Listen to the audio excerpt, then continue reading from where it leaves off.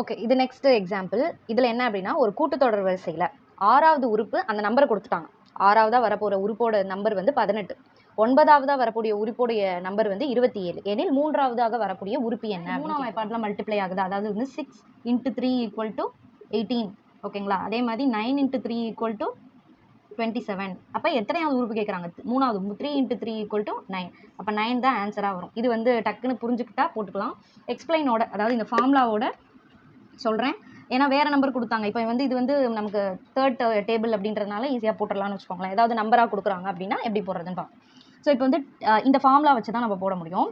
இப்போ என்னென்னா T6ஓட, அதாவது அந்த எண்ணுன்ற இடத்துல 6வது உறுப்பு என்னன்னு வருது அப்படின்னா 18. ஆன்சரே கொடுத்துட்றாங்க 18. இப்போ இந்த ஃபார்முலாவில் நமக்கு ஏ தெரியாது, டிஃப்ரென்ஸ் என்ன அப்படின்றது தெரியாது.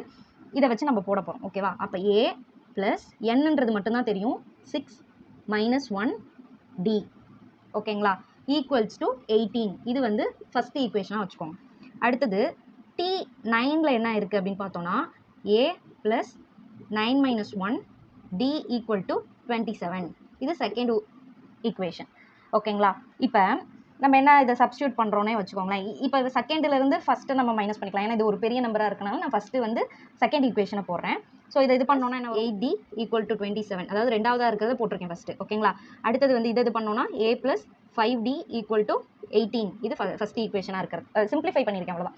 இப்போ வந்து இதை நம்ம இதோட சிம்பிள்லாம் மாற்றணும் அப்படின்னா கேன்சல் பண்ணலாமா? இது வந்து எல்லாத்துக்கும் தெரியும். ஸோ இது வந்து கேன்சல் ஆயிரும். இது போயிருச்சுன்னா 3D அப்படின்றது வரும், ப்ளஸ் தான் வரும். இதுலேருந்து 18 போயிடுச்சுன்னா எவ்வளோ வரும்?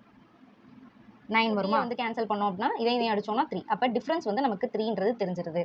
ஓகேங்களா? அப்போ டியோட வேல்யூ 3. ஓகேங்களா? இந்த ஈக்குவேஷன் இதுதான் ஃபர்ஸ்ட் ஈக்குவேஷனில் இந்த டியை வந்து நம்ம சப்ஸ்டியூட் பண்ணி நம்ம என்ன கண்டுபிடிச்சிக்கலாம்? ஏ கண்டுபிடிச்சிக்கலாம். அப்போ ஏ ப்ளஸ் 5 = 3 = 18. அப்போ ஏ ப்ளஸ் இதையும் 15 = 18. அப்போ ஏவோட வேல்யூ 18 - 15 = 3 தான். ஏவோட வேல்யூ நமக்கு என்ன தெரிஞ்சிருச்சு? இப்போ நமக்கு ஏ தெரிஞ்சிருச்சு, டி தெரிஞ்சிருச்சு. இதில் நம்ம போட்டுடலாமா? எத்தனையாவது உறுப்பு கேட்குறாங்க கேள்வியில்? 3வது உறுப்பு, அதுவும் தெரிஞ்சிருச்சு. அப்போ நம்ம சப்ஸ்டியூட் பண்ண வேண்டியது மட்டும்தான் வேலை. அப்போ என்னோட வேல்யூ நமக்கு 3ன்னு தெரிஞ்சிருச்சு. இதை என்ன பண்ண போகிறோம்? ஃபார்முலாவில் அப்ளை பண்ண போகிறோம். T3 தானே கேள்வி, T3 தானே கேட்டிருக்காங்க. = ஏ அப்படின்றது நமக்கு என்னது? ஏ நம்ம கண்டுபிடிச்சோம்ல, ஏ வந்து 3 தான் வந்துச்சு. ரைட்டாக நான் அழைச்சிட்டேன், சாரி. ஏ = 3 வந்துச்சு. ரைட்டா? அப்போ ஏ வந்து 3 ப்ளஸ் என்னும் 3 தான், -1 டிஃப்ரெண்ட்டும் 3 தான். அப்போ 3 ப்ளஸ் இதைனா 2 × 3 3 + 6 = 9. So T3 = 9. இது ஏன் நான் இவ்வளோ, அதாவது சிம்பிள் தான். ஏன் வந்து இதை நான் சப்ஸ்டியூட் பண்ணி ஈக்குவேஷன்லாம் கண்டுபிடிச்சேன் அப்படின்னா, இஃப் சப்போஸ் இதே மாடலில் இப்போ 3ஆம் வாய்ப்பாடு இல்லாமல் வேறு ஏதாவது கேட்குறாங்கன்னா அப்போ உங்களுக்கு தெரியணுன்றதுக்காக தான் இந்த எக்ஸ்ப்ளனேஷன் போட்டிருக்கேன். ஓகேங்களா? ஸோ இந்த இதுக்கும் இந்த ஃபார்முலாவை நம்ம யூஸ் பண்ணலாம்.